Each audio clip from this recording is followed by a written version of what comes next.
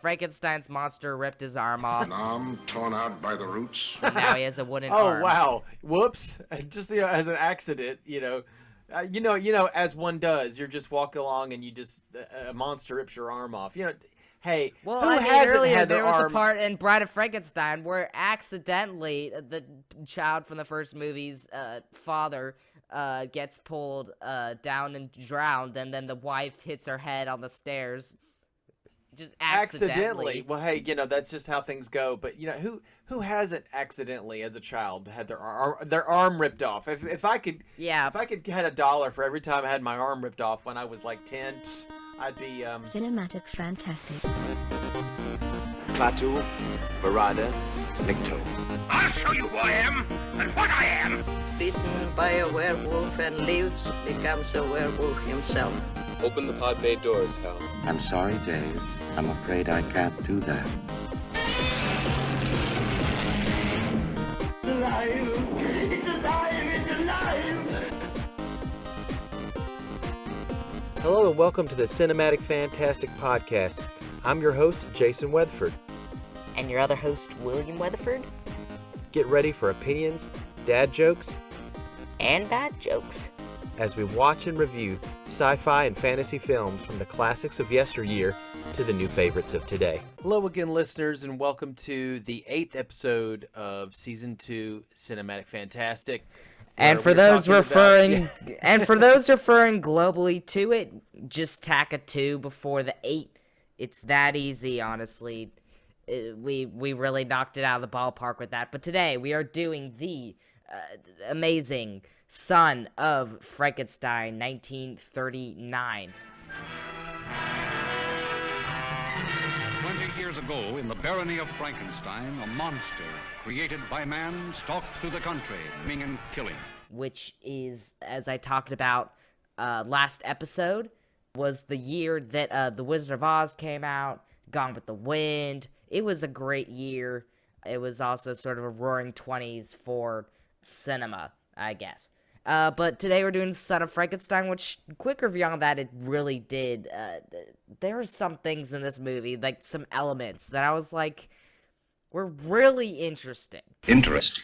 Very interesting. Yes. Like, just as ideas. They didn't capitalize too much on them, though, but they're interesting nonetheless. Yeah, there's some elements, though, that could have been done better. Like, and kind story-wise, it could be a little bit flatter, but I mean, the actors do a really great job, but also the things that it does and, like, the scope of what it does, like, just the sets are spectacular. Produced on a vast scale.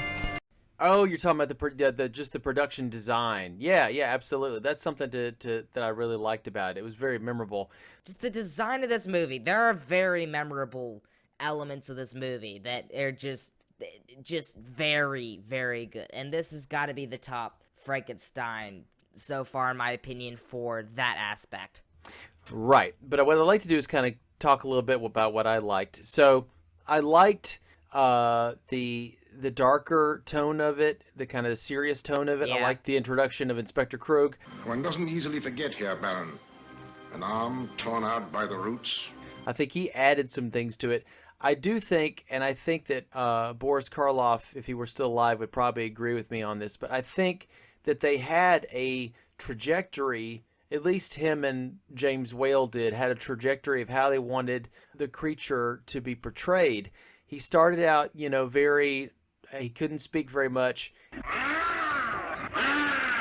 And then he started learning from humans, and he could show that he had capacity for speech. He had the capacity for feeling, and he wanted things out of life. Right. Drink. Good. Even you were still, kind of scared of him in a way, but you understood where he was coming from, and that's what made it even more tragic figure. And by this movie, though, he is out of commission for quite a bit of it, until he actually starts moving around, and then he's what we kind of remember. And most people we talk to, what they remember about Frankenstein's monster is that he grunts a lot, doesn't speak very much, doesn't like fire, and he walks around like kind of like an automaton robot. And a lot of the speaking and things like that I kind of liked from Frankenstein's monster. In Bride of Frankenstein, they didn't go with that. Yes, go. You live. Go. You stay. We belong dead. I think I just made my peace with it and kind of went, well, this is where they're going with it, and this is what Frankenstein's monster is now. But it's the last appearance of Boris Karloff as Frankenstein's monster, unfortunately. Karloff, rising from the past to spread new terror. We saw him in the first movie in 31, and then I think at 35 we got Bride of Frankenstein, and then we get this one 4 years later, Son of Frankenstein. Now, I'm not saying I don't like it. I really do. I have fond memories of it when I saw it years ago, and I enjoy it, and I'd still enjoy it. I think there's a lot to be liked about this movie, and I think that as we go, and you may change your mind when you see the other outings with Frankenstein's monster in it, that if it's not Boris Karloff, is there something lost out of the performance? Is there some kind of something? Is he just a caricature now? Is he just like, he might as well be a costume? Frankenberry cereal is coming your way. How about a monster for breakfast today? Boris Karloff, all the pathos he feel injects like into it. He got used in other movies in definitely as well roles. I'd have to say he is a strong actor. Nothing is as memorable though as Frankenstein. I'll tell you, he does show up in some other Frankenstein movies. Like but as another character. He plays another character though. Yes, but he's sort of the Patrick Stewart of Universal monster movies, as I'm speaking out. He's sort of the Patrick Stewart. Who is Patrick Stewart? I am. He's very experienced guy in whatever he's thrown in. Even if it's not his home franchise, they'll at least use him better in other places. I mean, like Patrick Stewart, if he's not in Star Trek, that's sort of okay. After my Saturday afternoon matinee, it was my custom to scuttle home for tea time and Star Trek. Because even if he's in other stuff, he's still hopefully isn't they actually rid him a good role. Hopefully as well, good. I can tell you that even if you put Patrick Stewart in something as bad as the Emoji Movie, I don't think he can make it any better than that. He played the poop emoji. That's because I believe in you. Should we wash our hands? We're number 2. In the voice of the poop emoji in the Emoji Movie. That they made that just for they're just like, we're gonna spoof off of our greatest actor here is the worst emoji, so we're just gonna flaunt that in people's faces. Anyway. Yeah, but you're right. I agree with you on that. What really makes the movie, what's sort of the stand-in for Boris Karloff having more of a back seat is, and you'll agree with me on this, is Bela Lugosi as Igor, who has this very, very great performance. Lugosi, sinister, mysterious, evil. You see that? They hanged me once. Of his character that just, it draws you into this dude who lives around. Oh, he's great. But he's like dead, but not dead. And just the way he acts is multiple levels of thinking about how to emote such a character. Yeah, and it actually had a really great effect on his career, because at the time, he actually wasn't going... The way this script was written originally, it didn't have any part for Bela Lugosi, and they invented the character of Igor for this movie. The director is Roland Lee, and I don't know a lot about him, but I know he did a lot of silent movies. Not to be confused with Bruce Lee's uncle. Bruce Lee's uncle, right.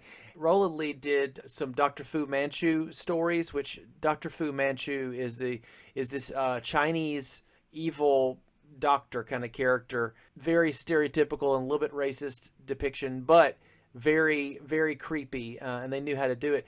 But the thing, Roland Lee didn't write. He made sure that there was a part for Bela Lugosi in this, because he was looking at some of the pay that Bela was getting for some of his movies he did. and it was like $500 a week. And he was like, what? You know, these other actors are getting way more than that. And Bela wasn't. Two things reinvigorated Bela Lugosi's career. This movie, giving him a chance to really sink his jagged teeth into this character of Igor.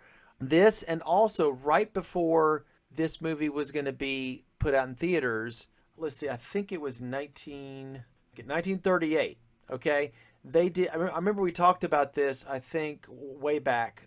We talked about there was a triple booking. They had Dracula from 31, Frankenstein from 31, and King Kong from 33. An enterprising exhibitor in Hollywood with nothing to play decided to revive Frankenstein, Dracula, and King Kong on a triple bill, and the results were unexpectedly phenomenal, leading to nationwide reissues and Universal deciding to get back into the monster business. They showed it on a triple bill. You paid one cost, and you get to watch those three movies, maybe with a small break in between. Are you kidding me? That's flipping fantastic. Nice. And what happened was it was a really big success, and other theaters started to do it, and they started to re-release the old Universal horror movies, and they had a resurgence. Now, what happened with Son of Frankenstein? Son of Frankenstein did pretty well at the box office, but the thing is that I think that Boris Karloff, he wasn't happy in the end with James Whale wasn't at the helm anymore, so I think he kind of felt bad about that. It was kind of a sad, but he wanted to part with the character rather than it keep going. And we talked about earlier how he was sort of in Bride of Frankenstein about how reluctant he was, sort of half reluctant to get back to Frankenstein because he was satisfied in what he had done the first time, but Carl Laemmle was sort of pushing him to make another.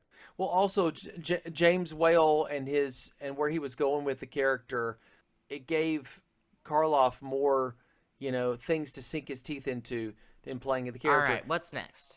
The makeup. Remember, they simplified the makeup for Bride, but it was very rough on him, and I think it's somewhat simple. It looks a little bit better, I think, in Son of Frankenstein, but it's really rough on him. His body can only take so much. I mean, he was an older guy. They were putting him through this all the time, and eventually just kind of had to go, it's okay, and let it go. But James Whale would have better movies after this, right? He would get to direct a couple more movies that were pretty good, right? As far as I'm not sure. Because I don't think this was James Whale's. At Bride of Frankenstein, this was James Whale's exact stopping of his career, though it may have been. In 1941's They Dare Not Love, which was his final film. No. I think he kind of didn't do as many, horror movies after that. Of course, the thing is, neither did Universal, because let's put it this way. I don't say that because we got quite a few to go. But what I'm saying is Universal had kind of a love-hate relationship with their horror movies. They were making them money.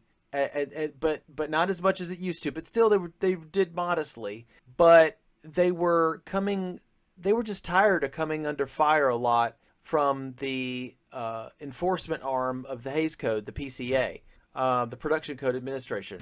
We talked about them before, about the Hays Code and stuff like that. Yeah, we haven't mentioned it too much over this, but it's really been affecting what a movie could do, especially when Frankenstein has sort of been fighting against that, and Son of Frankenstein had to ultimately cave into most of that. Religious people and groups were, picketing, and people still do that to this day. But they were doing it at the time, and it was causing people to kind of go, I don't know. It's sort of like, taking the movies and sanding them down, whitewashing them, and turning them into general audience pictures when maybe the movie didn't really want to aim toward that, which is why we get ratings later when they didn't really want to. But that's why when you watch like a movie from like, I don't know, the 50s and earlier, or within that Hays Code era, it can sort of seem more like happy-go-lucky, average sort of filmy experience. There's nothing like, ooh, there's a Reaper thing. Ooh, they're talking about, oh, I'm gonna take over as God and stuff. In the name of God, now I know what it feels like to be God. Really gets you think about, Astaroth existing or something.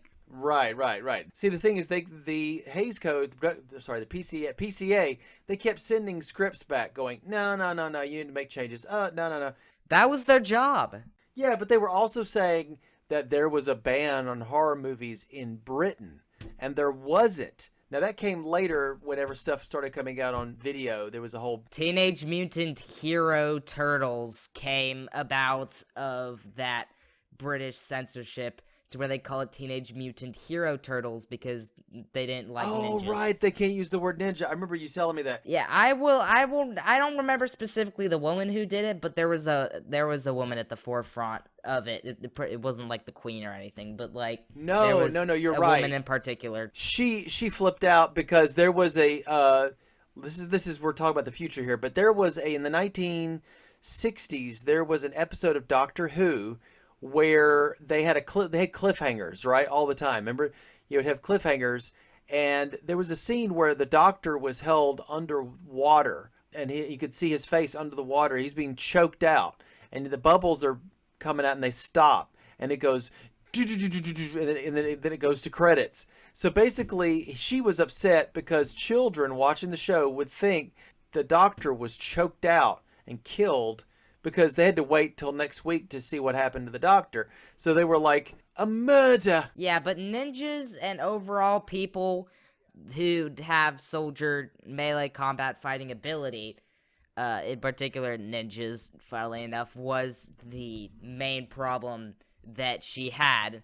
Ninjas do wrong to each other sometimes, and in that way the force of the earth comes around the moon, and at that presence the dirt, it overshadows the grass. So you like, I can't cut this grass, there's no sun coming through. So in order to enable each other, the two fruits have to look each other in the eye, understand we can only be right as the ripe is wrong. You know what I mean? Which caused this British censorship, even though ninjas, when put into a cartoon fashion, are, you know, more kiddie. I mean, if you've heard of Lego Ninjago, that is based around ninjas entirely. So I guess they'd have to turn it into Lego Hero Row or something. Yeah, it'd be stupid. But this is all leading still into our point of making movies whitewashed and sanded down was difficult for the movie makers of the era, but it was good for, you know, the kids. It wasn't so good for creating, because if you put a box on creativity,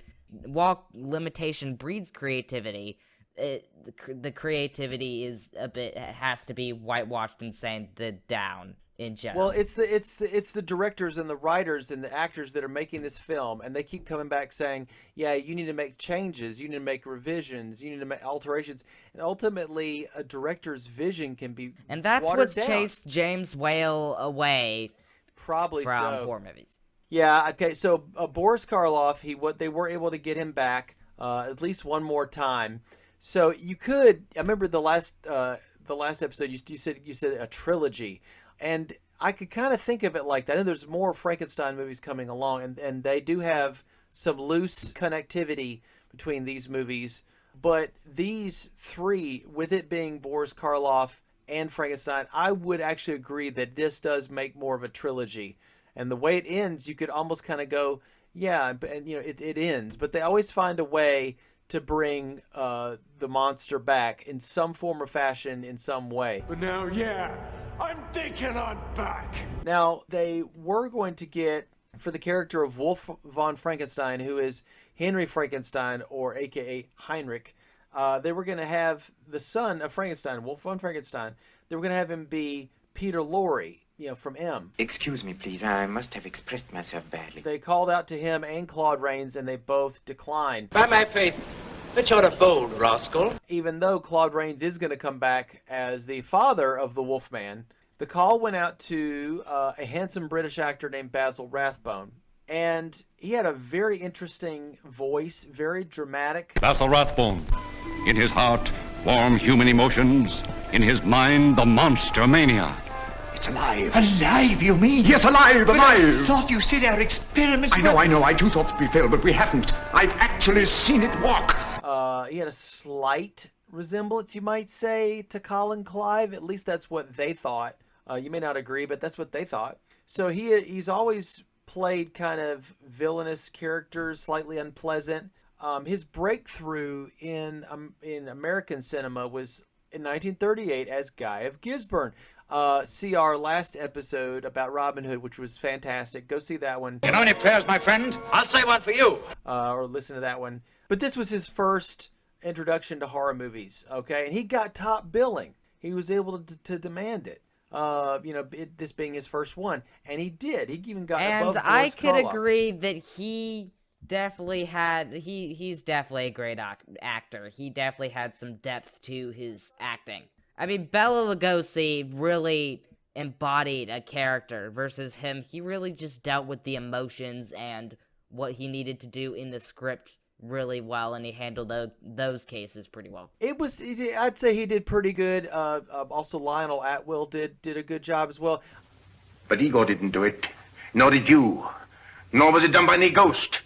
There's a monster afoot and you know it. He's in your control. By heaven, I think you're a worse fiend than your father. Where is this monster? Where is he? I'll stay by your side until you confess. And if you don't, I'll feed you to the villagers, like the Romans fed Christians to the lions. We'll mention this multiple times, but I think that Bela Lugosi in this as Igor, it's better than Dracula. Because he's doing so much more with his eyes and his mannerisms and his hands and how he inhabits the scene. With Dracula, it's more of this dark menace, but with Igor, he's got some agency. He wants to do a thing. He wants to accomplish his goal of revenge, and also kind of the control over the Frankenstein's monster. He just do what I tell him, always. See? So here's the thing. Basil Rathbone wasn't actually well known for this movie. The thing that got him well known was playing Sherlock Holmes in The Hound of Baskervilles, which was a little bit after this movie. The person who wanted to snuff out your life, Sir Henry, was the same one who plotted to kill your uncle. He wanted to get you both out of the way so that he could lay claim to this place, to the whole Baskerville estate.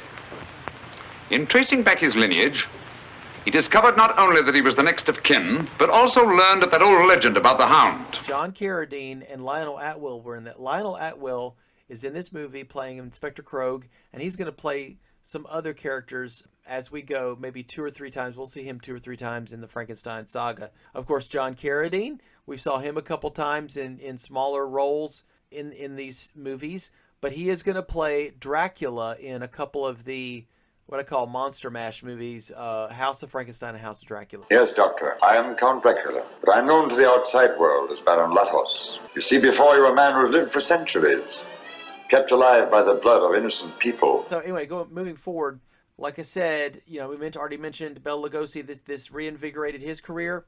Lionel Atwill played Inspector Krogh, and he also comes back in Ghost of Frankenstein, Frankenstein Meets the Wolfman, House of Frankenstein.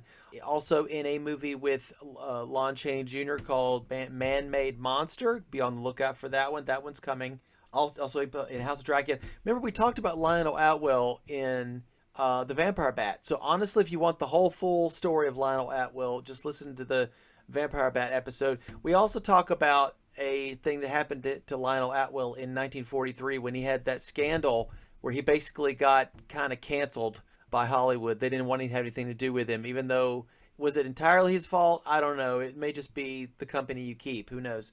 All right, so I can't really say too much about Josephine Hutchinson, who plays Elsa Frankenstein. Josephine Hutchinson, her young beauty a magnet to the menace around her. I hate it here, Wolf. I'm terribly afraid all the time. She does okay. I'm not saying that it's serviceable, okay? Let's just put that way. I'm not trying to, come against her at all. She played opposite Paul Mooney in the story of Louis Pasteur. Paul Mooney took an Oscar for that role. Josephine Hutchinson actually quit acting in 1940, and then she comes back in 1945, but in smaller roles.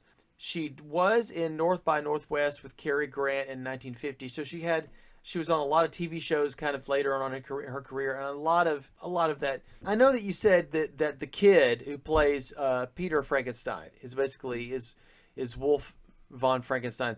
His son is played by Donnie Dunnigan. I don't really know anything that he's been in, but I did notice in looking at things that he's done in the future, it would be the voice of Bambi. Meadow?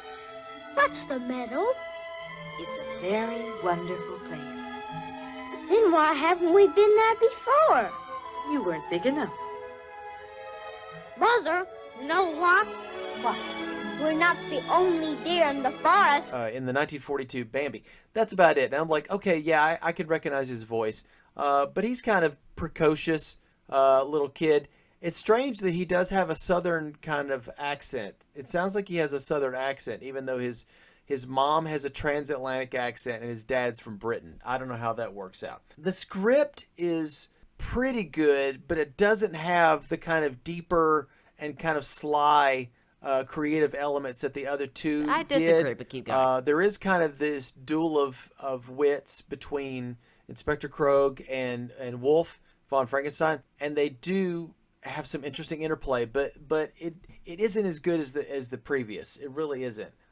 It's a lot all over the place. Still disagree, and but keep going. The themes don't really catch you very well, but it's a decent enough movie, especially when we see the ones that come later with Ghost of Frankenstein, and you're kind of like, I don't know. So I have to admit that it's not as good as the other two, but it's decent enough. At least Boris Karloff got a chance to play Frankenstein's monster, at least in a serious portrayal. But he's later on they keep calling him Frankenstein. Frankenstein's monster is kind of the butt of the joke. He's kind of just a grunting robot, and so that's of course going to happen. The production design was really good. I think there's a couple times where you have to tell me if it's wrong. We were watching going, this is so expressionistic. It's like some of the design decisions don't make any sense except for this is just really cool looking. It doesn't, like, it's part of the balconies. Okay, what is the point of that? Why did they create two balconies that overlook with the two boar's heads on them with the big tusked warthog looking things? When they could have had a bridge across. Yeah, or just it just looked cool. That's all. It looked cool. And we had again, there was a set of the sulfur pit that was used for the destruction of obviously the destruction of Frankenstein's monster at the end, but that's no surprise. There's also this sort of catacomb-like underground of the castle, which is like filled with all sorts of various things and pipes and through the passageways, and it's cool looking. It's all cool looking. And it does, but there's some inconsistencies. Just some of the set pieces. Yeah. And for those set pieces, just the ideas and the way it's shown is just really cool, and that's gotta be, for that, it's gotta be the best one of the trilogy. Yeah, but I will also say that there are some inconsistencies, and it's very hard to keep those going. Like the whole design of the way that Castle Frankenstein looks from the first to the second movie to this one. The laboratory is like lower down than it was. It looks like an observatory and not like a castle tower. It wasn't in rubble. In the Bride of Frankenstein, they just pretty much blew everything to bits, but yet some stuff still survives. So when did Frankenstein have a guy that goes and snatches bodies for him named Igor? When did that happen? He wasn't in the other two movies. They kind of just said, oh, he worked for his father. Well, when did that happen? It appears that my father thought that he could extract from lightning some super violet ray of life-giving properties. From a careful analysis of his electrical hookup, I've learned that he actually attracted cosmic rays, which neither he nor anyone else in the world of science at that time even knew existed. Of course, since then, many of our most profound scientists have come to believe that these rays are actually the very source of life itself. It mentions cosmic rays more than, electricity being the, although there is a line that I really like in this movie where he says his father was Henry Frankenstein, but his mother was lightning. You mean to imply then that that is my brother? But his mother was lightning. That's like my favorite. That's my favorite line that Bela Lugosi gives. Honestly, all of them's got to be your favorite lines. Well, yeah. Okay. Also, the music is. Frank Skinner did the music rather than the previous. Is it Waxman? was the previous guy, I think. Yes. Yeah, and that was a lot better. But Frank Skinner did a good job. It was effective. It wasn't amazing, but this is a 5-time Oscar nominee, so you think he would have done a pretty good job. But again, the expressionistic lighting, that's George Robinson. The editor was Ted J. Kent. He edited Invisible Man, Bride of Frankenstein, and he's going to do Creature from the Black Lagoon, which we'll have to wait a little while before we see that movie come up in our seasons. Jack Pierce is back. You have to have Jack Pierce back. I can't tell you if Jack Pierce is in the other movies going forward, but they have to. Also, you get kind of the the zaps and the sparks from the different machinery. It's still his stuff, Kenneth Strickfaden. It's still his stuff, even though he's not really the one running it. So to be honest, I think a lot of, let's put it this way, some people had issue with this movie. I still think it's good, and it's definitely watchable. I don't think it stands the test of time as being as great as the first and second. It does hold up as a sequel. It does hold up as a standalone. Like you could watch this one and not know anything about the previous movies. I do think it's a shame that Boris Karloff's Frankenstein's monster is in a coma for a lot of this movie. Although Boris was probably thankful to just rest because it's so difficult wearing all the costuming. So as far as I could tell, you can't go wrong. You can't go wrong in just seeing this movie. I do think that if you look at the other, many times sequels, they kind of go down in terms of, like the first one is always good. Second one sometimes is really good.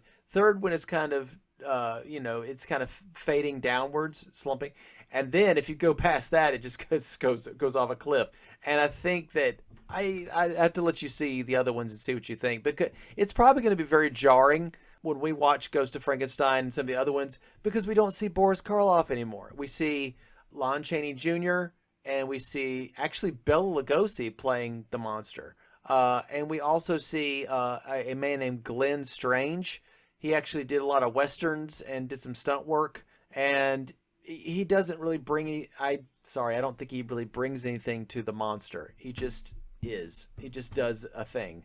It's kind of a joke by then, to be honest. It's kind of like, okay. But again, your mileage may vary. Some people may be like, oh, I'm a real Glenn Strange head. I love him so much. I don't know. I can't speak to that. But what I can say is if you really like Boris Karloff, you really like Frankenstein's monster, then these movies, you can take these and just go, I don't want to see any other Frankenstein's monster movies. These are good. That's what I'm thinking. But what was your takeaway from this movie? Yeah, the cinematography, they definitely had like short little scenes showing like, Igor passing by a shop and him playing his sort of oboe sort of thing. I did listen to this multiple times, and I'm positive it's an oboe, though earlier I was like, it could be anything from a clarinet to a trumpet, because it's literally a century ago. It got compressed to the North Pole and back, so, but I'm positive it's an oboe. What does a bassoon sound like? Bassoons are, when you think of comedic characters, bassoons are usually played. It can be sort of this dopey sort of instrument. It can also be sort of this, could be a bit eerie sometimes in other cases. There's many cases for bassoons, though. You can definitely look up exactly what they sound like. It's the same sort of type of instrument sort of type of instrument as an oboe, except it's bigger. And this has been William Tells People About Music Facts in a podcast about movies. Well, I genuinely lean on you more for musical knowledge, because you are a composer and you are an instrument. I'm a musician and a composer at heart, and I know some things about instruments. Yeah, and there's even something called the cor anglais, or that's the French name, I think, for the English horn, as we call it here. It's basically an oboe, except it's sort of mellower in tone, and it's a bit slightly longer as well. So that could also be a differentiation if you want mellower tones. That was the sound? No, I was saying it could be anything from that. It's most likely an oboe, but it could be that, cor anglais. Yeah. It could be not bassoon, but just saying here. Anything from a clarinet to a trumpet, I said earlier. But this is been talking about music. Let's talk about the other things. The direction of this, there was definitely some directing. I mean, usually that does take a backseat in terms of thinking about, like, the movie visuals entering your brain, but sure, it was directed. There were definitely... I don't know if there were any, like, super cheesy lines, but there were definitely some well-placed lines, definitely. Well, The lighting, there was some definite use of dark areas in there. The voice acting, again, we have great people doing it.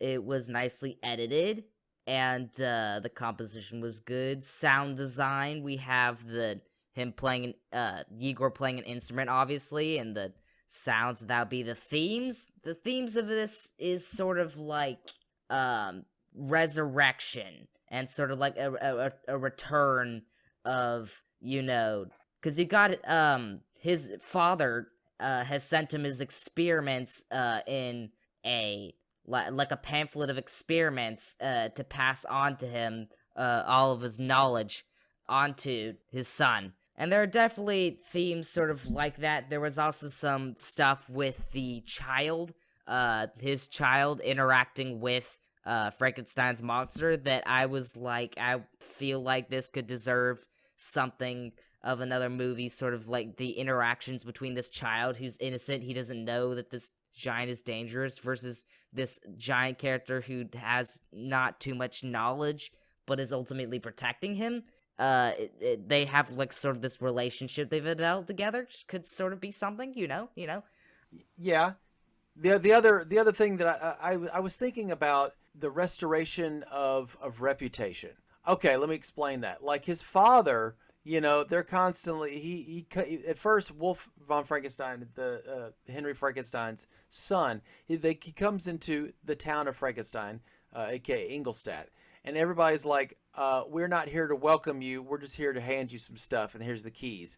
And there was and people are very, because the reputation was ruined by his literal creation of his monstrous creation that literally ripped a dude's arm off, as we see in this movie, as we'll to the find great out. effect in this movie, actually, is that seeing the result of the previous movie's actions, though we don't obviously see this action, we obviously see the impact that it has on this town, that the monster has on this town, from both the people and the main character in this wannabe general dude. He's Inspector Krogh, right? Oh, Inspector Krogh, yeah. Honestly, yeah, he's a unique character because he has, like, this arm that he has to move around everywhere. I wonder how they did that. It would probably just have to tuck it in there sort of well, and then have it glued or something. I don't know. You tell me if you know. I was thinking that he had these little hinged parts at the different joins, so whenever it would move, it would be able to stay stiff. A lot of it probably was Lionel Atwill's acting, but the fact that it would move and make a little squeak noise, I think there was probably some armature that was around his arm, so when he moved it, it would kind of squeak, almost like a prosthetic thing. I don't think it was anything crazy. Now the thing about the reputation deal is, I think he was trying to he felt it was Wolf thought it was unfair that his father's ideas, like he's kind of going, I don't want my father to be a maker of monsters. In fact, on the coffin it says maker of monsters, and he marks it out and says maker of men. Is that right? Yes, and because he's been told his entire life his father was good, and he would never believe that he ever couldn't be good. However, while his ideas are definitely good, and the problem is Igor is controlling Frankenstein's monster, which is the foil to his plans of actually, having this guy, or this Frankenstein's monster creature up for study, and being able to study him within this calm, comatose, or even like passive state. If he does eventually revive him to walking around, he'll be passive because he's not being controlled by Igor, and Igor's not making him take revenge upon the town for hanging him. Yeah, and as we find out, Igor was hung for the crime of body snatching, or I think, or whatever, and other things probably. There's some funny lines to this where he's like, I was killed for stealing bodies. Because I stole bodies. Well, no, supposedly killing bodies. They say, yeah. They said. Yeah, you said. They say. Yeah, and the thing is, he feels like that he almost like a cat with 9 lives. He died once. He knows what death is, and yet he's still alive. And he can get away with his crimes because he is by being technically dead by the mayor. Because he's dead.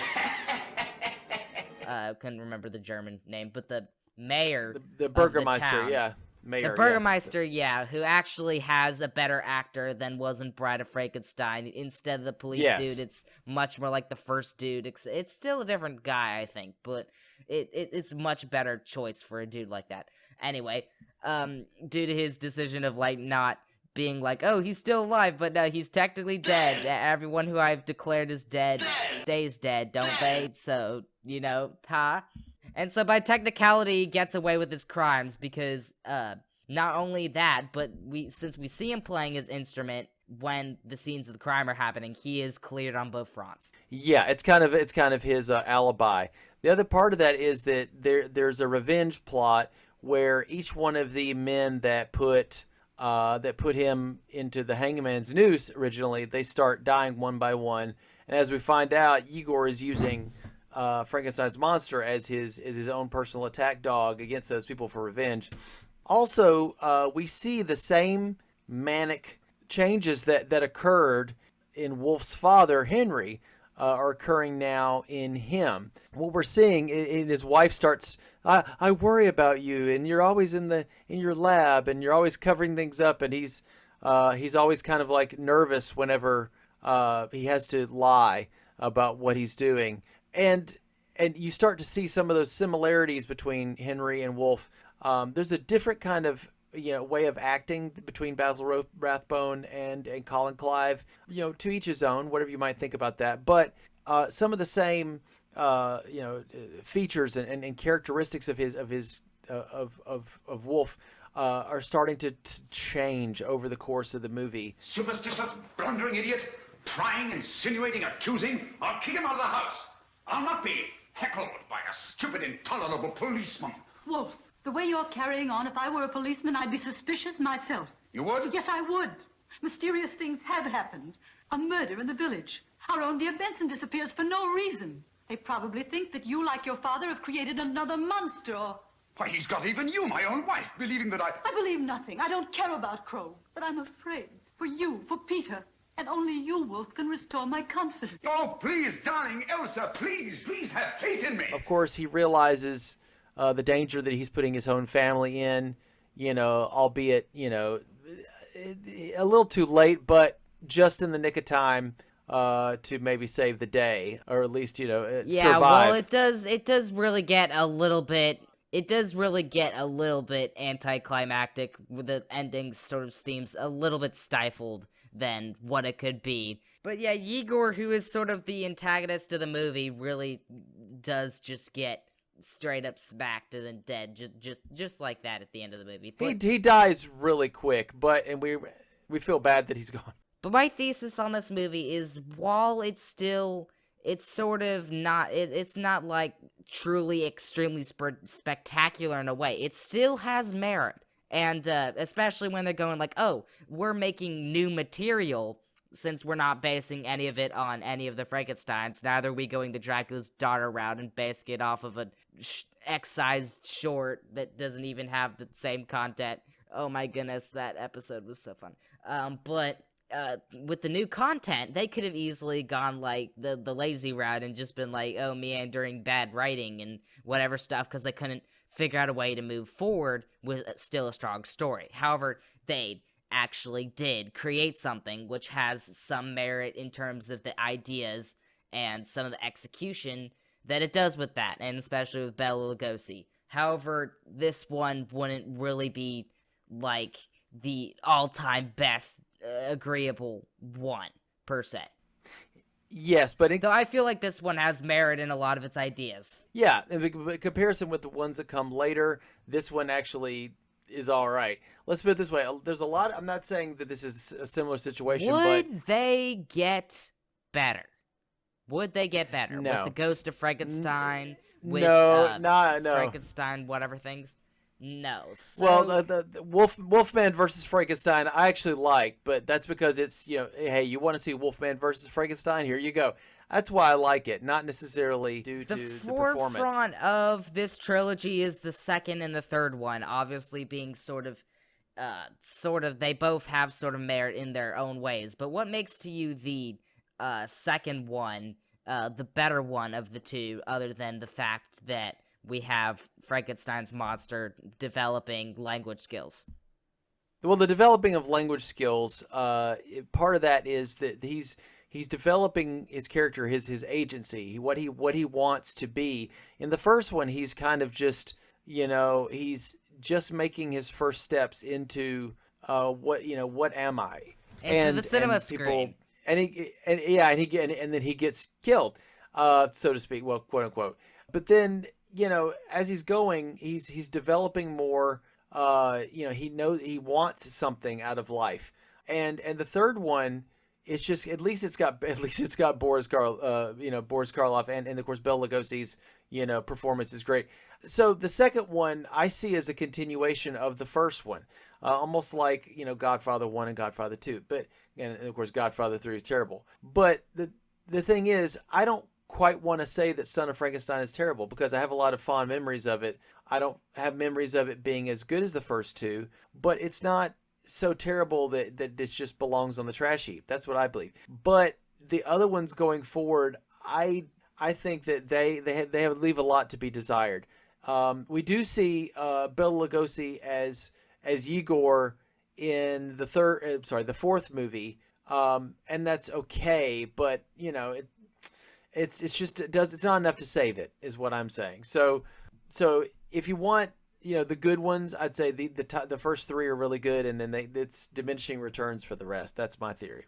That's my opinion. Yeah, it would definitely just horror movies are sort of at a downcline at this point because of multiple factors: money, the Hays Code, the production code administration hopping into the picture, really stifling what horror could be, because it's like, oh, it's too scary for the children, don't do that. But it's like, but that's the whole point of what we're doing here. We might as well make The Adventures of Frankenstein, where Frankenstein is wearing Lincoln green underpants and like swinging around on ropes and saving Frankenhood, saving Lady Elsa away from the evil Wolf of Gisborne. Villagers, yeah. So here's the thing, though. There are a lot of movies that are still in these series, like you get some more Invisible Man movies, you get some more Mummy movies, you get some Frankenstein movies going forward. They're just not as scary, or they don't have that imagery in it anymore. It's almost like they're kind of like science fiction adventure movies going forward, and some of them actually are comedies. You get once you get Abbott and Costello in the mix.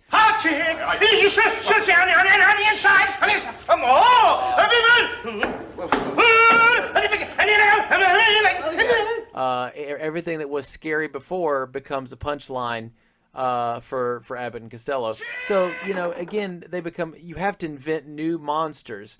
And as we get into the 40s and the 50s, those monsters change. They have to invent new things for people to be, to amaze people.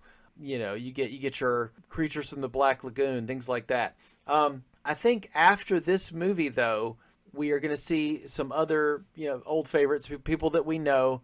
We're going to see some more Lon Chaney Jr. Going forward, but we're going to see a little bit of him before his career kind of takes a nosedive.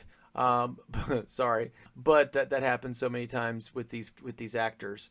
But let's talk about what happened in the movie from point to point.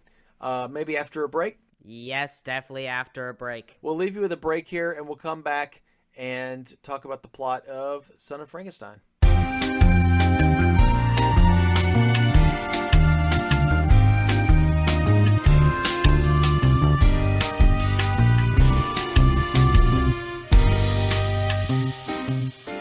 we're back for the second half of this 8th episode of Cinematic Fantastic. We're going to talk a little bit more about Son of Frankenstein. Of course, as we know, it's not directed by James Whale, but it's directed pretty well. Pretty well. That's terrible. That's terrible. But yeah, William is going to outline the plot. What happened in this movie? Did it improve on any of the plots previously? Are there some really good points in there that we can point out? Some points, some stuff that we liked about it. Of course we can. Yes, there will definitely be. However, I will have to apologize a little bit for, behind the scenes, really our process of starting to make a podcast episode is we watch the movie. Of course, we record ourselves reacting to that movie at the same time. Yeah. And then we do our researches and assemble a plot script that details everything to make sure we don't forget it. Though oftentimes we want to scrub through the movies and scrub through our reactions to make sure that we didn't miss any funny moments or any details of the movie. But I didn't really do that. I didn't really get through doing that today. So due to laziness, it will... might have to just deal with missing a couple details, which is where, of course, we have a co-host here. My father can definitely remember some of the details I forget. I'm a co-host. That's great. I like that. Yeah, yay, exactly. God is my co-pilot and William is my co-host. So there you go. All right. That's a cool saying. Anyway, to preface this, I wanted to say, please find this movie. You could probably rent it on Amazon or YouTube for $4. It's always it's like always $4. I don't know. It's just that's the universal amount for universal amounts for that stuff over here in the US. Could buy it for way better quality in like the Blu-rays on Amazon. Get yourself a good collection. Save money on that with Honey. Find it, apply coupons for free. # not sponsored. Wow. There's many ways you could obtain this title. It's got visuals better than any Frankenstein so far, in my opinion, for all of the cool stuff it has in it. It aged great. Really, it aged really great. Why did it age great, though, William? Well, this movie really surprised me in the way it plays out like a more modern movie, like a more modern format. So many moments I said to myself, yeah, I would have done that, or yeah, I would have gone in that direction, because I feel like this is the way it should have gone, and it often does, because there's like the villain dies, but returns due to a third party who controls his every move. The protagonist has got to stop both of them. It's picture perfect, man. That is sort of stuff that you get in more modern stuff, and it's. I would have wrote it that way if I were handed this title too. But I think I'll have to see what you think after when we see Ghost of Frankenstein and then the Monster Mash movies. But with the sort of material and content and assets in this movie, man, I was impressed with and surprised with how especially different than it was the first one, and maybe better in a way. So that's why I say it's got to have that best visuals, best things that happen in the movie so far, in my opinion. So yeah. We're greeted hopping into the movie by a surprising new sight. The universal globe looks very transparent. This time we have shiny, transparent glass balls for intros now. Yes. Why? Is it what is it like to show like cool reflections? Is it like yes, I think so. What? Probably this is the way they're going from now on for a good little while. Circular. And at least it actually has the text rotating around the globe, which is what we'd see in new titles. Apparently, this got introduced in like 1936 or 7. Right. We haven't seen it up till now, though, which is weird. But I wondered why they changed it for just into a glass ball for this just one really weird, like, decade-old, less than a decade. I don't know. I'd say like this stuck around for like 6 years and they replaced it. Yeah, or it could have easily gone into the 50s. As we watch these movies, as we watch Universal movies, we're gonna have to point out. So, we start the movie in the village of Ingolstadt, in Germany, obviously, with either Igor or Igor, you decide. Ain't you afraid? Of old Igor? No. how to pronounce that. Now it's the name has been changed from Ingolstadt to Frankenstein. That's the what? Yeah. When? Yeah, that's When was that in the why? I know. Why is it called Frankenstein? I know it doesn't make any sense, but the thing is Well, are they trying to go like, oh, you changed this forever, and therefore we had to name our town I know it does after you in honor of the siege person? Well, they hate Frankenstein, but they changed the name. What? Yeah. This is news to Well, me. Why maybe you That's missed it. not even a good town name. Well, maybe you missed it. If you look, here's what happened. You see the gate, and you see inlaid in the gate is the word Frankenstein. And later on, when we get to it, there's a part which surely it could be Castle Frankenstein. Well, it's actually the town. It's weird. So I know. Anyway, but there's Igor, you decide the name, how to pronounce it. Appearing in the window, scaring some passersby. Next, the village council in the town hall. They're arguing over the situation of an expected arrival of Henry Frankenstein himself's son, Wolf von Frankenstein. Yes, he's a baron. He's a baron. He's a baron. Yeah. He has the title of baron as well as his grandfather. Because the whole village was bright and cheerful until the Frankensteins came along and ruined it, and they think Wolf will be just like his father and make more monsters. It's in the blood. And it's in the just blood. wreck the place. It's in his blood, they say. This one is probably just as bad as his father, who created a monster in the devil's own image. It's in the blood, I tell you. So the Burgermeister, here played by Lawrence Grant, would have to say is a much better. Very much a better choice for a Burgermeister than E. Clive in the last movie. He was like a policeman type thinner because I recognize him from playing that policeman in Invisible Man. He's invisible, that's what's the matter with him. If he gets the rest of them clothes off, we'll never catch him in 1,000 years. And I was just like, wait, and in Dracula's daughter, he was the one that was like, oh, I don't like these vampire things. You know, he's always doing that real British voice. But yeah, luckily he got replaced by a better guy. Who's a lot more you on don't the lines of the first you don't guy. like E. Clive? Okay, well he is. Yeah. I feel like he fits more the policeman role rather than the mayor type. Yeah, the other guy's a better Burgermeister. The first movie, he's just a plump little jolly man who runs the manor. Second one, he just looks like a policeman trying to keep people in line. Yeah, that's more of his. I feel you. But that's how I feel you on that. Well, he was kind of typecasted. And then the third movie, we've got another guy, but he's much more along the lines of the first one. It's a better choice for him. So they decide to go greet him anyway, but as the judge says, we'll find no friends here. Nothing but locked doors and darkened windows, locked hearts and bitter hatred. Let that too be a part of the Frankenstein heritage. So basically, he's like, we're gonna give him a not so welcome here because that's all we can do. We come to meet you, not to greet you.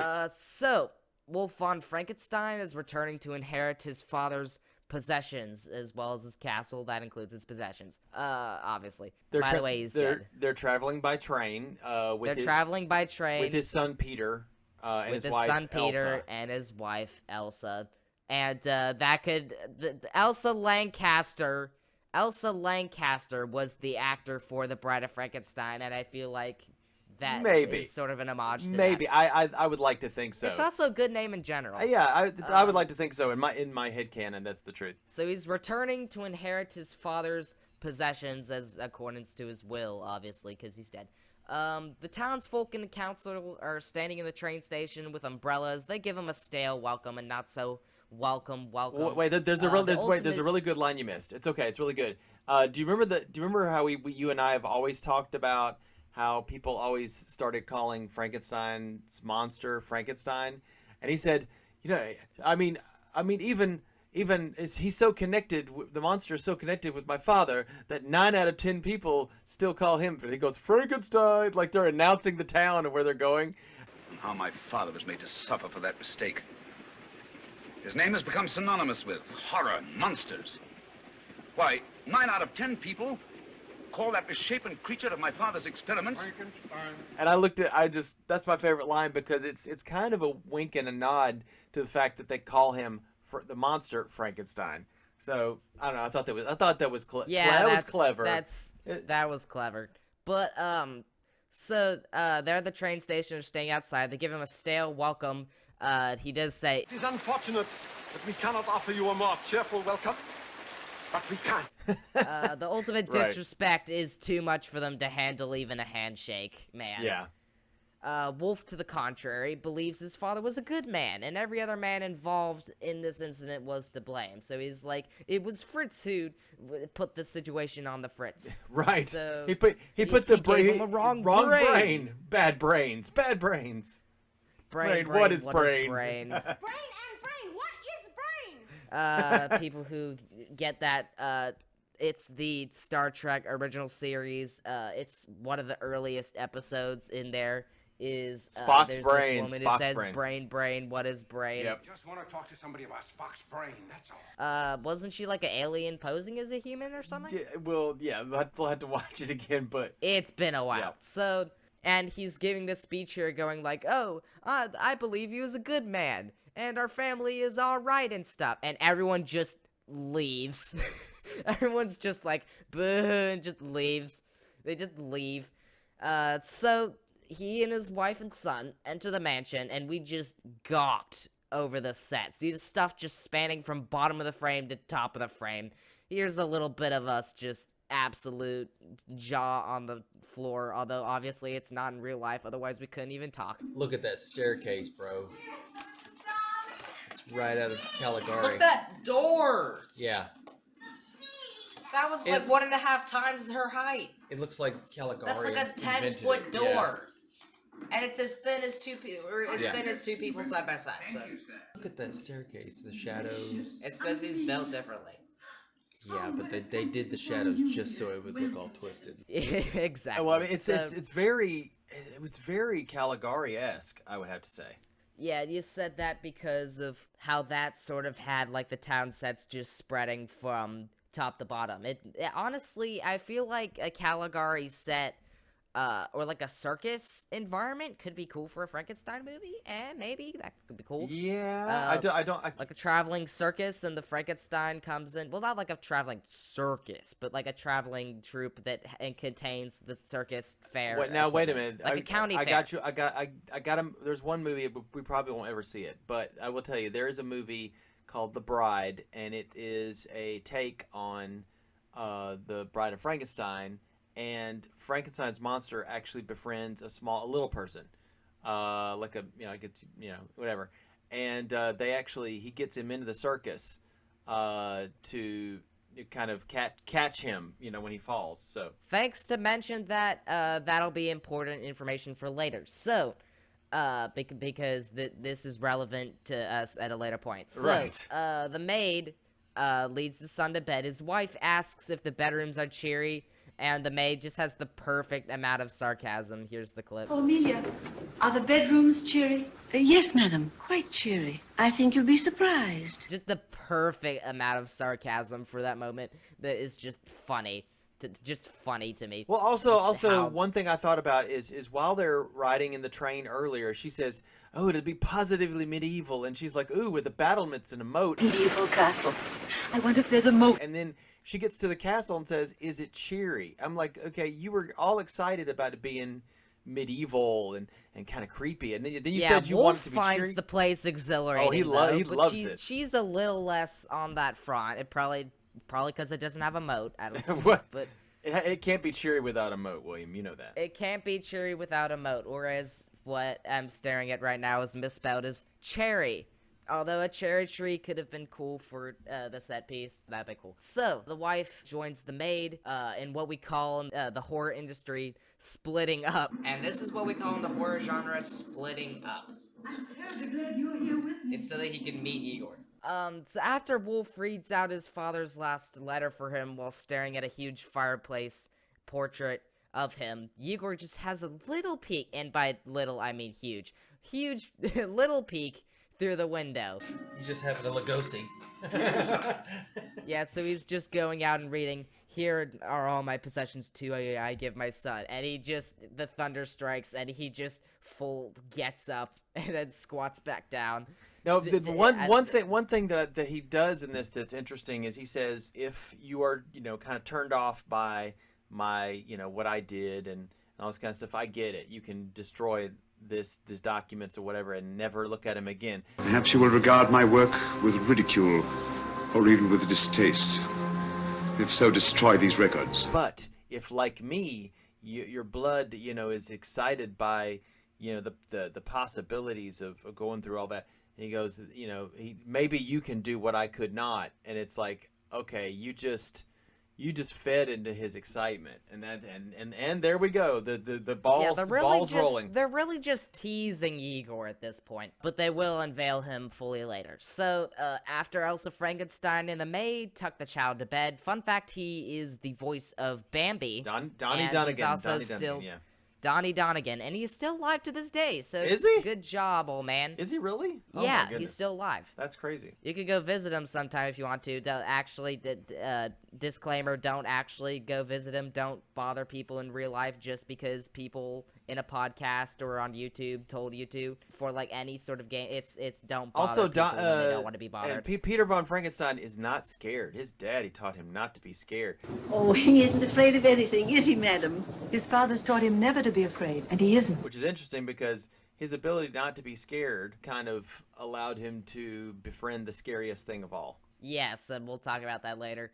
Elsa and the maid have a little chat, while which I said that the way the interiors are laid out, it could be a good point-and-click adventure game background. There's a good one sort of in the stereotypical Thundering Mansion. It's a Sierra point-and-click adventure game. It's called The Colonial's Bequest.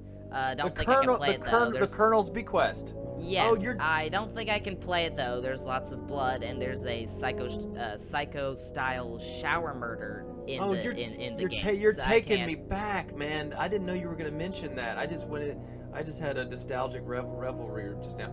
Okay. Just suddenly, all the Space Quest and the King's Quest. Oh my goodness, Space Quest and King's Quest were.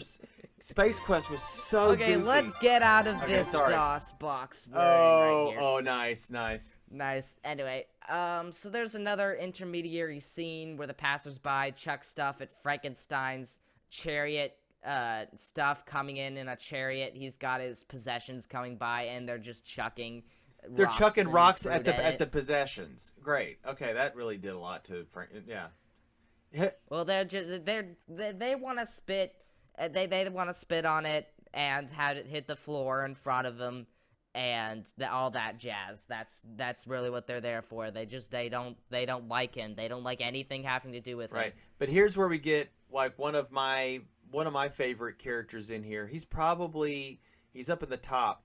Just spoiler alert. He is a fascinating character. My top is Igor, played by Bela Lugosi. I think a little bit lower than that would be Lionel Atwill as Inspector Krogh, which we'll see in a moment. But we did comment more on the halls and the enormous door knockers and stuff like that as Inspector Krogh. Probably better pronunciation, I think it's Krogh. I think the way they say it. Yeah, so this marks the introduction of Inspector Krogh, the policeman. Most creative character idea we've seen yet. The way they designed Krogh's every action around his immovable wooden arm is fantastic. Like, they have him, like, the gist with him is he has, like, as a childhood accident, Frankenstein's monster ripped his arm off. An arm torn out by the roots. And now he has a wooden arm. Oh, wow. Whoops. Just, as an accident, as one does, you're just walking along and you just, a monster rips your arm off. Hey, well, who hasn't earlier had their there was arm... a part in Bride of Frankenstein where accidentally the child from the first movie's father gets pulled down and drowned, and then the wife hits her head on the stairs. Just accidentally. Well, hey, that's just how things go. But who hasn't accidentally, as a child, had their arm ripped off? If I could had $1 for every time I had my arm ripped off when I was like 10, I'd be rich. But in this movie, he's like moving his arm around to like salute, which was Dad thought that was really funny. And there's also parts where he's holding stuff with his arm as well, being able to stick it in it. So sort of like you could stick a pipe in the wooden arm. Or a lighter, or darts. It's really useful. I mean, everybody. It's really useful. Everybody should have their arm ripped out when they were a kid. It's great. Disclaimer again. Don't do that. I'm being facetious, of course. Yeah. Okay, let's keep facetious. Police Inspector Krogh vows to protect him against any backlash from the townsfolk as long as he lives there, thankfully. I've come here, Herr Baron, to assure you of protection. Protection? From whom? From a virulent and fatal poison. Oh, am I to be poisoned then? You're poisoned already. By your name. He also again explains his backstory. He wanted to be a general, but Frankenstein's monsters breaking his arm threw a wrench in those plans. My lifelong ambition was to have been a soldier. But for this, I, who command 7 gendarmes in a little mountain village, might have been a general. They all have dinner, after which Igor appears at young Peter sleeping. The monster walks style through a bed cabinet passage. Which we see a couple times to really good there's effect. A passageway to which you can just open up the cupboard of the bed head and just peer down at him sleeping. I just made reference to how we saw that earlier in The Monster Walks. That was the stupidest movie we've seen yet. Please go see that episode. Oh, there's that was more. funny. There's more stupid to come. Just trust me. And we're the next episode we're doing is about an ape. So there we go. Hope it's good. It's got Boris Karloff in it. That's all that I can say is going for it. But anyway, let's get back to it. Next better scene. Boris Karloff movie. Better Boris Karloff movie. Next scene. Wolf is exploring the ruins of the famous lab tower when Igor tries to chuck a rock at him from above. Probably should have said boulder instead of rock because that's more accurate. It's huge somehow. But he's caught. So Wolf orders Igor down at the point of his rifle. When Wolf threatens to turn Igor over to Krogh, Igor begins one of his first dialogues. This great characterization, great acting that Bela Lugosi has for his character. He's sort of got this patchy clothes, but his neck is like leaning over because it's broken with a noose around it because he got hanged as his backstory. You see that? They hanged me once, Frankenstein. They broke my neck. And is still alive. He considers himself dead. Yeah, Wolf is like, I'm gonna turn you over to Krogh and he's gonna kill you. And he goes like, I'm already dead. You can't kill me again because I was already hanged. I'm already dead, yes. Igor is dead. He was declared dead, but turns out he's alive. Now, one thing they mention, not to interrupt, but one thing they mention that Krogh mentions is that he's investigating these deaths, these six deaths of people in the town, and it turns out they have something that connects them all. But we'll get into that. Yeah, and that comes to play later. So he also explains he was a blacksmith and a grave robber. Allegedly. They said. They said. They say. That line is so good. That line is so good, where he's like, I used to rob bodies. Allegedly. Yeah, that's the gist of what he's saying, yeah. Yeah, they said I rob bodies, but I don't, Right. Yeah, he is a great character. So he was hanged, but somehow still survived. Igor opens a secret passageway and leads Wolf into a crypt lab place thingy. I don't know how to describe it. It starts out like a crypt because you can see, his dad. Cobblestone walls. Well, yeah, of course, but his dad. You see his dad. Masonry. You see his dad in a coffin. Right? Yes, right? eventually. Oh, okay. But there is different sort of graves as well as it's also part of the lab. It seems that is there. There's also a big bubbling pit around the middle of it or toward the side. There, eventually, they do find the monster asleep on a table, to which Wolf has to drop a "he's alive" just because. He's alive! First movie, we had it's alive, my own creation. And the second one, it's she's alive. And in this one, it's alive, or he's alive. Yeah, he said the thing. It's kind of like his catchphrase. It's the calling card, so they can put it in the trailer. It's the I am Groot. He has to say it. More like the Colin Clive. The Colin Clive. The Colin back. Yeah. Call back. Igor wants help reviving him because after all, the creature is technically his brother somehow, and his mother is lightning. I love that line. But his mother was lightning. I love it too, but it's okay. Somehow he buys that. And so well determined to carry on his father's work and restore his family's honor and proving the villagers wrong, Wolf von Frankenstein starts work on reviving the creature with the help of Igor, and to Igor's objection, his butler, Benson, who we didn't mention earlier because, again, he wasn't super important. Not yet. He becomes important later. He becomes important later. But another thing he also does is he sees the grave of Heinrich von Frankenstein as in the thing, but we know his name is Henry. But for this movie, his grave says Heinrich. Well, I think the way they did it is that's his Germanic name, and then he goes by Henry because that's more of an English style name. And remember, they said he kind of blended really well, in London. He said, So I kind of took it as not so much a what do you call it when you like a retcon. It's not so much a retcon as a kind of just slight change to the lore. I don't think it's too. But yeah, the important thing here to show his conviction is that on the grave is written a graffiti that says "Maker of Monsters,"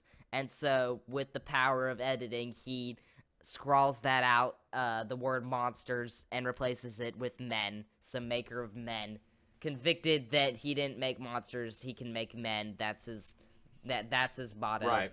Meanwhile, at the town hall, Krogh is reassuring the council who are wanting to know what on earth is happening in the castle. So therefore, they summon Igor to the platform to explain what he's being asked to do. Is he going to rob graves or something for him? What on earth is he doing? Get bodies and brains for a thing? He does explain they're setting up a lab down there. So, meanwhile, paging Dr. Wolf in a little montage learns the creature's heart beats really fast. Its own blood is fighting with itself somehow. And with the famous X-ray shot reveals that he's been living with bullets in his chest. Yeah, 2 bullets in his heart, but he still lives. It is a sort of famous screenshot here on the Wikipedia of having this X-ray shot. I think it was a post-production shot that they did, however, because it's at a different camera angle than the one in this movie. Yep. So they posed for the photo in that one, but great effects they did. Because it's like they had him under a microscope and show like the blood flowing around, and it's like, wow, they can show that now. Because it's like, I don't know if the silent period would even get to that sort of ambition. Which is why I said this surprised me as more of a modern sort of story events we have the here. Closest to that would be some of those multicellular tiny creatures from Nosferatu, where they were talking about where the Van Helsing stand-in, where he's kind of like talking about creatures and how the similarities of between the Nosferatu and predators that we already know. I remember that there. So we did have that before, but this is much better detailed. Yeah. Also, the fact is also that cosmic rays are the source of life, apparently. From a careful analysis of his electrical hookup, I've learned that he actually attracted cosmic rays, which neither he nor anyone else in the world of science at that time even knew existed. He's Mr. Fantastic now. He's Mr. Fantastic. Gamma radiation. The thing is, cosmic rays are really rare to strike in a particular place. Yeah. It is very rare. You might encounter it sometime if, like, you have a machinery and then it says something is, like, a file is corrupted. Maybe, for some weird reason, it's a cosmic ray. Is that really what did it? Well, he could just kind of look off in the distance and say, I wonder if someone could explain to me these cosmic rays, and then Boris Karloff hops up and goes, well, let me tell you. Oh, wrong character. And then he goes lays back down. That's invisible. It's invisible ray stuff. If you want to see, hear his. David Attenborough just pops in and Cosmic starts rays. rattling off the stuff, and then I don't know. We could have like Doctor Who guy. He also does documentary. Yeah. Readings. What was his name again? I don't know. With David Tennant? No. David Tennant as well. He'd just pop in and go like, yeah, we're not supposed to be here. We traveled back in time. Right. Whatever. Yes. Ah, man, we're hilarious. So torn between destroying the creature and reviving it for study, because it's like, oh, this inhuman creature has been living with bullets inside of it, and like fighting itself and all the weird stuff. And the heart is beating like really fast and like all the stuff. And he's like, do I destroy this monstrosity or revive it for study? And using it and teaching it to be like new life forms and stuff. So torn between that and reviving it for study, he awakens it with electricity. For but one moment it does awaken, but then it goes right back. It's a cool scene though, but it's useless for now. A useless waking up for now because he goes back to sleep. Anyway, so next scene, Krogh and his Krogh family are having tea and chatting when Peter brings up being visited in bed by a giant lumbering man. His mother thinks it's just of his imagination, but Wolf and Krogh recognize it as probably being the creature. This causes Wolf to run out in panic and Krogh to be suspicious of that just action. He's like, oh, a giant man, you say, lumbering exactly like the way you just did it, and the fear just shoots into his eyes, and then he just leaves. He's like, yeah, I have to go. I left my oven on. I better go. Right. And Krogh is like, huh? Because he actually recognizes that it could probably be the monster, and is starting to get suspicious. Right. Especially if Wolf's behavior. To which Krogh goes to confront Wolf as he goes toward the lab. When Wolf discovers the creature's gone, Krogh immediately suspects Igor, or Wolf immediately suspects it's Igor, and he runs around calling for him just to be grabbed by the Frankenstein's monster himself. Fortunately, the creature, seeing himself in the nearby mirror, is stunned by his reflection. We finally get to have him being grabbed by the creature, and it's like a sudden, like, oh no, he got grabbed, but then he gets stunned. Igor then pops up and says, You make him better. You like the thing. After you go, he get up and walk. So, okay, he just got up and walked right as you left, somehow. Yeah. So Igor then commands the creature away. From this, we learn that his only friend and master is Igor now. Wolf has no chance of controlling him. I think he does, at least later in the movie, have a good shot where he commands him to walk to the other side of the room and walk back, showing that he has control over him. So what is Igor doing with Frankenstein's monster? His plan is to use the monster to take revenge on all the 8 men who hung him. In the jury, yeah. Or wanted his former hung jury members, yeah. His alibi is whenever a murder happens, he's playing on his instrument, which I said earlier was like an oboe thing, due to my recalling. Obviously, being a musician at heart, or a music nerd, I was like trying to question what the instrument could be during the movie. Also, his plan is really furthered by Igor, next scene, overhearing Wolf and the butler plotting to send Wolf's own family away so that Wolf can experiment, knowing their safety. So he's like, it's not really safe here, so I still want to study though, but just in the safety of all the murders happening, I'm just gonna send my family away to be all by themselves while I study. My problem is how to make Igor obey me. But what about Madam and Master Peter, sir? Huh? Oh, yes. I'll have to send them away. I'll suggest tonight that they make a trip to Brussels. And they can leave on the noon train tomorrow. Get some tickets in the morning. Man, is that a ultimate Chad move, isn't it? Yes. Really? Like leaving your family behind for study? Well, that was a consistent thing with his father. His father abandons his wife, and go, I don't want you to, oh dear, just go. She wants to be with him all the time. I'm worried about you. Remember, every wife is like worried about their their Dr. Frankenstein, that he's going a little bit mad. And yeah, you're right to worry about him. But and to this, he's like, we're gonna send them away, and I can experiment knowing their safety. It's all gonna be good. But with this info, he decides to do a little trolling and to start up the murders again. But again, no one suspects him because they can see him at the scene, not being at the scene of the crime, just playing an instrument. Although the one thing they don't know is that it's Frankenstein's monster doing all the things, so he can just chill up there, drinking a boba tea while Frankenstein is doing the hard work. Or Frankenstein's monster! Don't they? Frankenstein's monster. Thank you. We're gonna make that mistake a lot, I'm sure. So, what about the butler? When did the butler disappear? Benson is also in the crossfire of the murders, so as we discover later in the movie, he gets killed too. I don't know how much they revealed to him being killed, nor do I remember what the kills looked like. I do know one of the murdered was killed in this nice forest road set. Honestly, if that returns, that would be cool for another movie, but like The Wolfman or something, maybe. Yeah, it was a nice forest set, and I was like, wow, this is a really great foresty, nice road traveling away from town set as they were sort of escaping, I guess. Yeah, and they said, and they mentioned earlier that the deaths are caused by concussion. Yeah, so he's literally just bringing his fist down on them, and then they just go slap on the ground. We're starting getting to the end here now, the final stretch of the movie. So the next scene, the villagers go knocking on Wolf's door, and they go knocking on his door. They're like, yo, the murders are happening, you probably are at fault to him. Wolf does tell Krogh about giving his family a slight vacation, to which Krogh says it's not safe to leave because there's all the murders happening. So it's like, you guys should probably stay here on house arrest or something. I'm ordering you to, so it's house arrest. Next thing that Krogh does is he immediately goes into Peter's room in the nursery while he's playing with the castle. And so he asks Peter about the giant he saw earlier.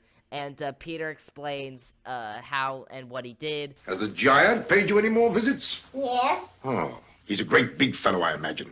Yes. So big, possibly, he can hardly get through that door. Oh, no, he doesn't come through the door. No? Where does he come in, huh? Through the window, through the fireplace? Or through the wall. Through the wall. And he also gives him Benson's watch. Now, Benson is dead, for what we know. So he knows that that couldn't have been Peter that killed that could have killed Benson. So it's got to be There's true. a funny scene where Igor is telling him that, I saw Benson earlier. He came to see the monster walk, and Benson run away, and he kind of laughs about it a little bit. So Krogh is on the scent now. Yeah. Krogh has got the pieces together. So next scene, Wolf finds the sleeping creature in the passages after some time and investigation, I'd assume. And he attempts to kill him right here and there, only for Igor to stop him. There, then, he does admit to his crime of, taking revenge. The reveals are happening. Next scene after that is Wolf's best acting scene. He's chucking darts at the dartboard as Krogh is pressing him. My business tonight is official, not social. And he's sort of querying him about, there's this monster popping about. I do have Benson's watch, though, which must mean that it's got to be the monster. All these evidences. And to his query, Wolf answers sarcastically if it's, the boogeyman monster my father made. Or perhaps I whipped one up like a wife whips up dinner. Is it the old legendary monster of my father's time? Or am I supposed to have whipped one up as a housewife whips up an omelet? Something along yeah, that and sort. The thing I like about Krogh is the use of the arm again. He sticks darts in his arm, like in a way of holding the darts so he can throw them off. And it's yeah, this is sort of this penultimate sort of final strand to the movie. And this is Wolf's best acting scene. This is the really great acting scene for Basil Rathbone. Because it's just, he really emotes like the anger, and he's like, at this point, he's just gone crazy and stuff. He's like, oh, is this the monster my father made? Or is it like what I whipped up or something? Like an omelet, yeah, exactly. Like a wife whips up an omelet. And it's just, this is a great scene for him. And so Krogh vainly searches the lab, and therefore he leaves. Wolf is ambushed by Igor later.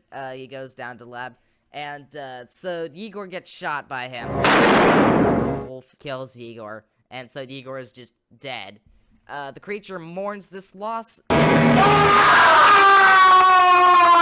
And later Krogh sees it and talks with Wolf about the Igor's dead body. Next scene, they're playing darts over dramatic music. The creature finds Peter through the secret passageway and escorts him into the lair with Sulfur Pit. So Peter is entirely passive and unafraid, and I saw great promise in this dynamic. And as you said earlier, there was a movie called The Bride that did have sort of this dynamic and the circus. So, yes.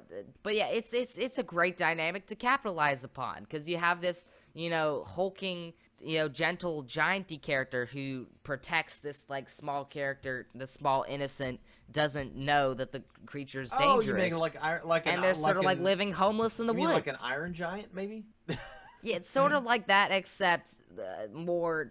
You can emote better with the not emote better, but it's just the scale. The Iron Giant is huge, versus this, he's just like more than twice the height of a child.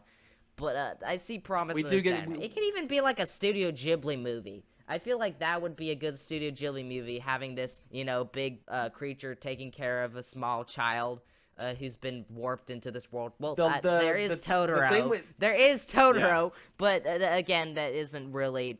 That's slightly different. There is a quick action sequence, and Baron Frankenstein gets to do a little rope Krogh swing. comes up to the plate.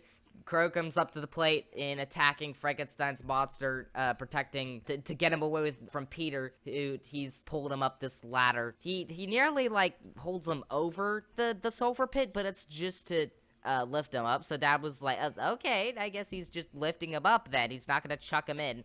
I remember I was like, throw the pretty flower in the lake. Right. He's throwing the little boy into the sulfur. It's kind of a little bit of a callback, yeah. A little bit of a callback. Krogh does try and attack him, but he does get his wooden arm pulled off yet again. Oh, man, lost that arm twice in his lifetime. So it's like he gets his arm pulled off again. So, okay, cool.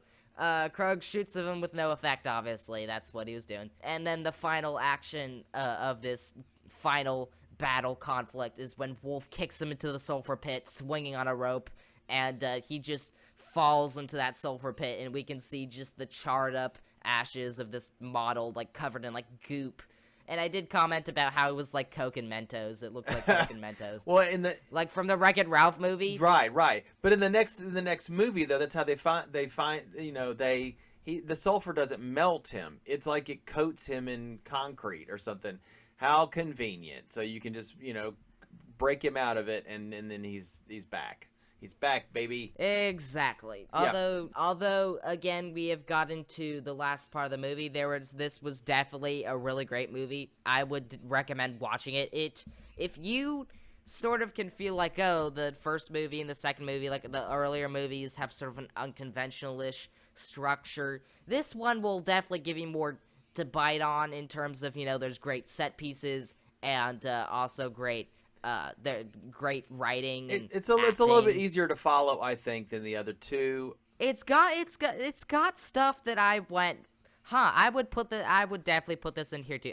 Yep, that's the direction I would go with that, actually. Right. It's definitely got more elements as compared to the previous one, which I was like, man, there's like a sulfur pit, there's like this layer cool thing, there's these village sets, there's the castle sets, everything set, all sorts of sets.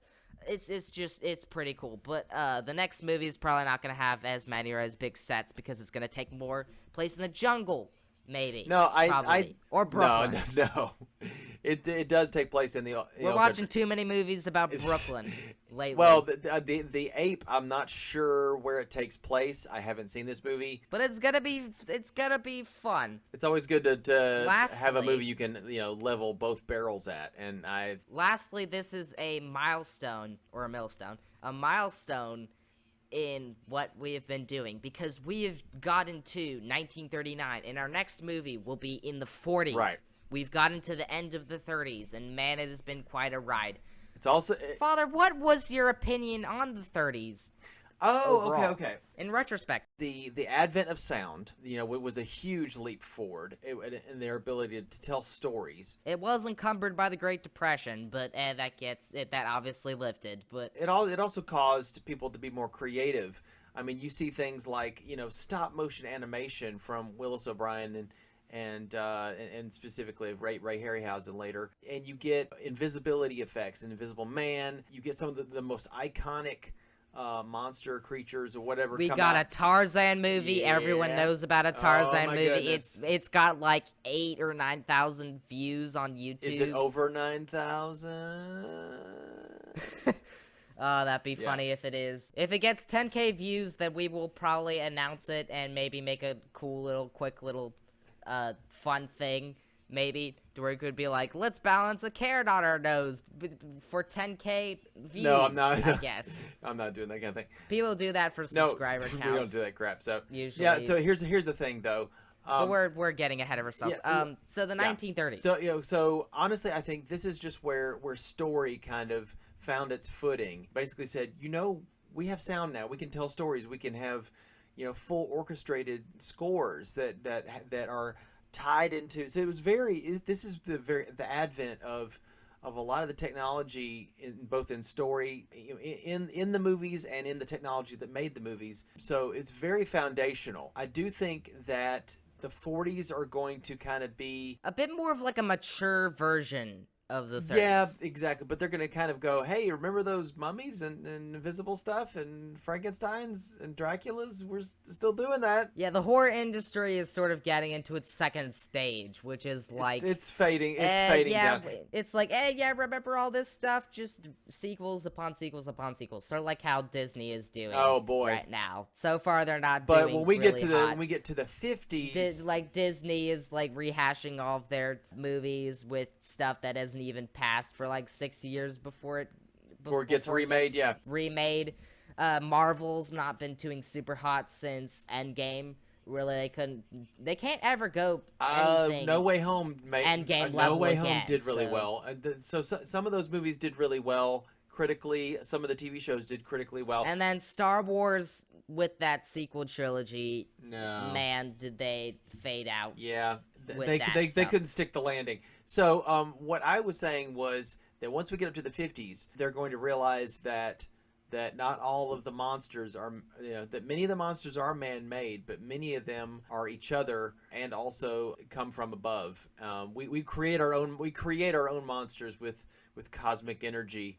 And we also, when unleashed upon nature, will destroy us all. Also, that the scariest thing can come from the reaches of space, the very thing that we were, kind of curious about, and becomes the most. It inspires us, and it makes us afraid. Hey, that's going to be the new interest, and the new monster that is going to be cosmic radiation and space. I agree because especially there's been fascination with that, but I feel like there's a distinct separation between the early 1930s and the late 1930s. Somewhat, yeah. With the early 1930s, we've got the beginnings of horror, got like the Island Lost Souls and Most Dangerous Game, King Kong, and King Kong, starting to get into that stuff. We've got the Vampire Bat, sort of the earliest sort of stuffs we've been doing, Old Dark House, and then there is a more distinction with the late 1930s,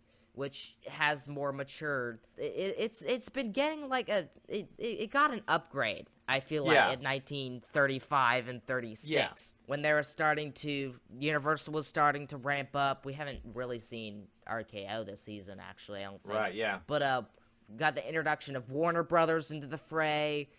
We've got, things to come, which was great. Haven't seen any Paramount either. But Paramount was on Island of Lost Souls in the early 1930s. We really haven't gotten too big of a slice, but I feel like the 30s was also really great for musicals. This was the Hollywood golden age, and there's got to be some golden age musicals in here, definitely. Well, especially the 40s too. The bigger the productions you could get, I think that's what the 40s were big for that. And especially as Technicolor had gotten better and to its more utilization of stages into the 40s, we'd get to more upgrades in the Technicolor department, where like Warner Brothers coming in the fray especially would help this, and Disney coming into the fray in the late 1930s. Disney and Warner Brothers are really what marked this separation. We got a couple more color coming in with Technicolor and sort of inspiring other people to sort of see what Technicolor could do, and see what Technicolor could do, and really experiment with that, knowing sort of having other people testing it out, and the Waters have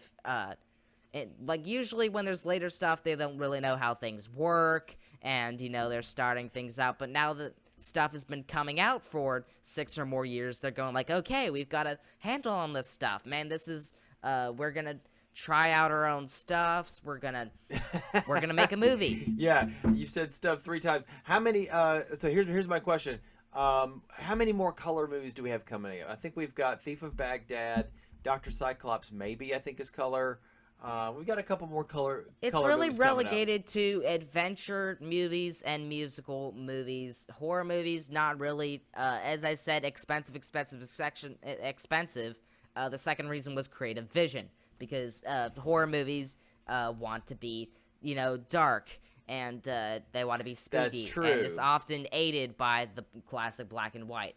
The Technicolor really brings more clarity to something. You go like, oh, I can see things a lot better now because the shadows are a different color. So like shadows aren't as dark anymore because shadows, you can see things with more clarity because the shadows aren't just encompassing black anymore. They're more realistically just darken something, Right. and that's it. So you get our next episode is going to be The Ape, starring Boris Karloff. He of course plays a scientist of ill repute again. I think this is probably kind of more along the lines of Invisible Ray, I think, a little bit. But again, it's also a return to monkey. We got some more monkey related monkey business coming on. So I think there was there was a lot of monkey movies even after King Kong. People really liked apes. People were obsessed with monkeys. It's simple. Yeah, and also you could probably... And people are obsessed with people who are masquerading as monkeys, as we could see by our Tarzan the Ape Man YouTuber account. Plus, we will just mention that so many times. Just thank you so much for that. Honestly, the viewer to subscriber ratio is very low. So I assume it's the algorithm that catches people. They don't subscribe though. So please make sure you've subscribed and followed to your podcast platforms, or else you will miss good content. Let's put it this way. We got Robin Hood stuff, and we also have a Robin Hood Prince of Thieves. That was an April Fool's episode, sadly, but we might do an actual one in the far future. But that was funny. We threw that on a whim. Well, we one were just thing, like, hey, what if we did an April Fool's episode? Because it's literally April Fool's tomorrow. So we threw that together. One thing I will mention is that if you look at the average amount of views that we get on a lot of our other episodes, let's take Tarzan out of the equation. A lot of the other episodes we watch, if you look at the amount of people that are subscribed, it's for right now it's in the 70s. It may be, as of today, but it may be going up, and that's great. Thank you very much. Not only viewing it, subscribing is great. I also know that if you put comments, even just to say, hey, that was really good, or I like that joke there, or that was dumb. It doesn't matter. If it's what you do is if you put some stuff in the comments, it tells the YouTube algorithm that we don't suck. If you think we don't suck, or even think we do suck, just say something about it in the comments. Literally, if you just view one video, then you are missing out on a lot more content if you don't subscribe. That's most people in the world. They view something, it registers the view because they clicked on if you engage, they don't even subscribe. If you engage with us, send us an email, or even better, comment on any of our episodes.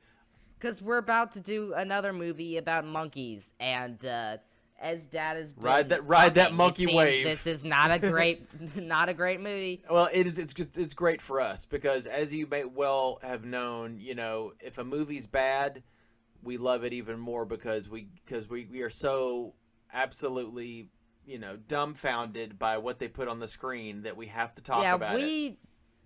Yeah, I'd love to just see the Ape Man and then have the ape just do the weirdest thing, I don't know, it buys a root beer and then pours the root beer on a random woman and just runs away. I'd be like, why did the ape put root beer on a woman? I have this feeling that this next movie is that we're gonna have some comparisons to Murders in the Rue Morgue.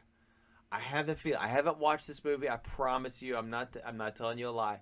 But I feel like Scientist with a monkey, it just feels like Rue Morgue. But again, we'll have to see when we get there. So thanks for listening to this episode, Son of Frankenstein. And we hope to see you next time for The Ape, starring Boris Karloff. And also the potential sequels coming to the Frankenstein franchise. That's true. We got another one coming up. I think maybe even this season. It's the Ghost of Frankenstein. Except, like we said before, sadly, it's not with Boris Karloff as Frankenstein's monster. It's Lon Chaney Jr. But Lon Chaney Jr. Everybody knows him as the Wolfman. But he did play Frankenstein at least once, and so we'll have to see. I have to get your opinion on that and see if he did okay. With that said, or rather, onomatopoeia. Let's for our last in this trilogy of the famous trilogy of Frankenstein movies with Boris Karloff. Let's give a little bit of a grrring to this great movie. That's pretty good. Yeah, we've really been practicing since that first the 7th episode in season 1. Not bad. We'll be getting up to some good monkeying next episode, so stay tuned for that. Bye. And may happiness and peace of mind be restored to you all. Goodbye.